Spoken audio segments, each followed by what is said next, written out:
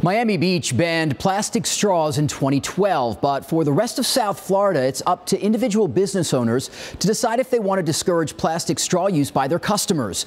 We traveled to Deerfield Beach to meet a business owner who has done away with plastic straws and the people who convinced him to do it. Americans use 500 million straws per day. That's 182 billion straws per year. I would walk on the beach every day.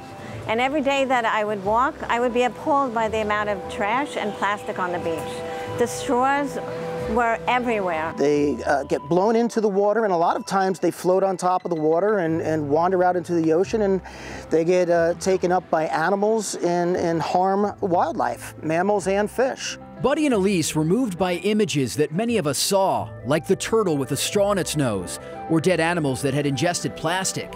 They began their fight with beach cleanups, but when the straws kept coming back week after week, they decided to attack the problem at the source. We came up with this idea to go to the restaurants and ask them to voluntarily give up plastic straws. It starts with straws by request. That means businesses will only hand out straws to people who ask for them.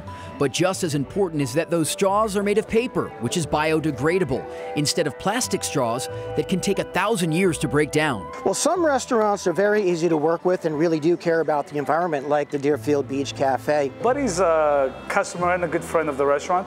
And as soon as he told me he's starting this new campaign with his biodegradable straws, he didn't even have to tell me it twice. It was, yes, let's do it, let's go.